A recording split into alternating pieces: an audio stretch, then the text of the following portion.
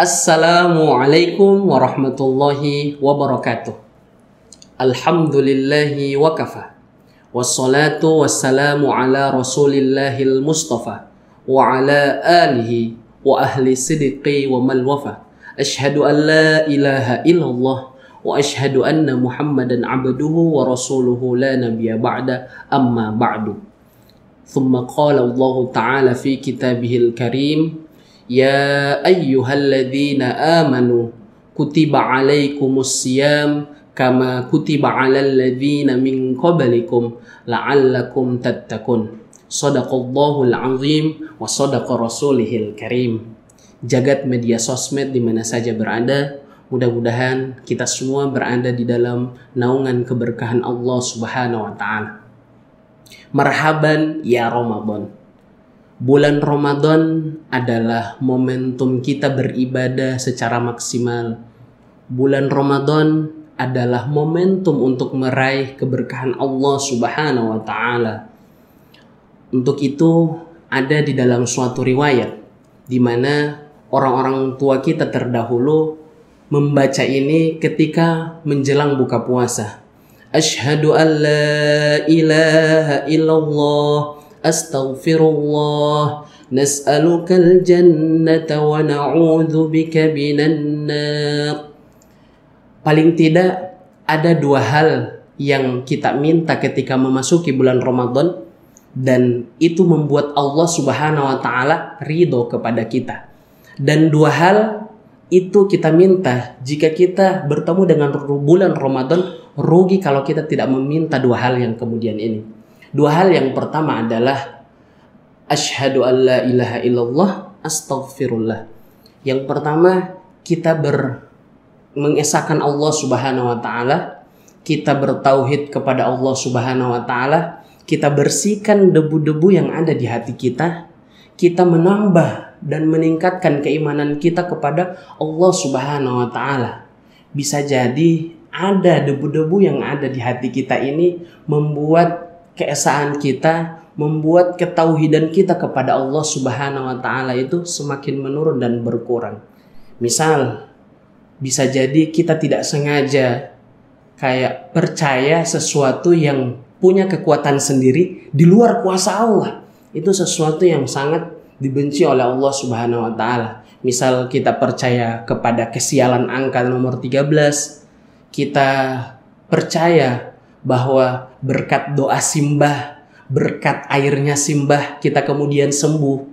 Dan itu semua kita melakukan seperti itu dan menafikan Allah Subhanahu wa taala. Itu semua tidak boleh.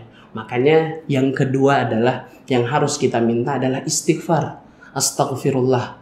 Siapa manusia yang tidak punya dosa? Tentu semua kita punya dosa. Makanya bulan Ramadan ini menjadi momentum kita untuk memohon ampunan kepada Allah Subhanahu wa taala. Dan kemudian dua yang berikutnya, ketika kita tidak meminta ini, kita akan rugi, yaitu apa? Nas'alukal jannata wa na'udzu bika minan nar.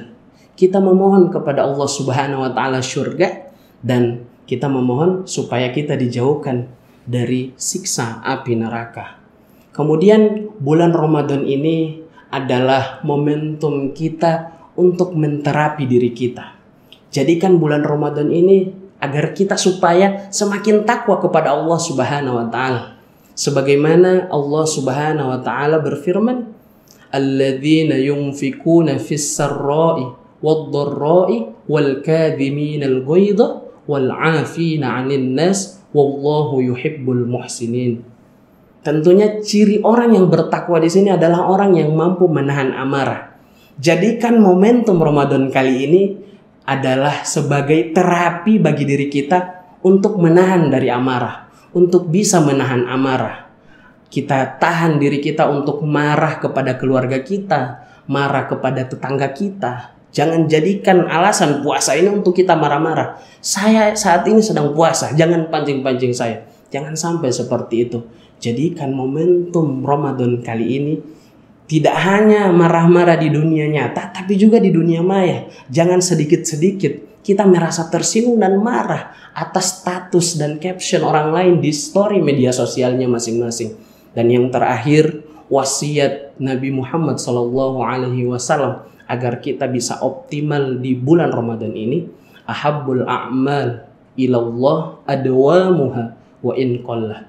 Jadi amalan yang dicintai Allah Subhanahu wa taala itu bukan amalan yang sangat banyak, tapi justru yang dicintai Allah itu amalan yang sedikit tapi istiqomah. Amalan yang sedikit tapi istiqomah itu jauh lebih dicintai oleh Allah Subhanahu wa taala. Makanya jadikan bulan Ramadan ini adalah momentum kita untuk beramal secara bertahap. Jangan langsung mengerjakan sesuatu yang berat-berat, hanya semangat di hari pertama sehingga hari berikutnya kita kemudian tidak semangat. Bertahap, proses. Amal baik itu bukan hanya amalan yang kemudian kita mendapatkan kebaikan di dalamnya, tetapi amalan baik juga adalah amalan yang sesuai dengan diri kita, amalan yang sesuai dengan kemampuan kita. Jika kita tidak bisa baca sejuz dalam satu hari, paling tidak kita bisa baca satu halaman. Tidak bisa satu halaman, setengah halaman, daripada tidak sama sekali. Jangan sampai setiap hari di bulan Ramadan kita lewati dengan sia-sia. Semoga yang sedikit ini bermanfaat untuk kita semua dan untuk diri saya pribadi. Saya mohon maaf. Wallahul musta'an. Wassalamualaikum warahmatullahi wabarakatuh.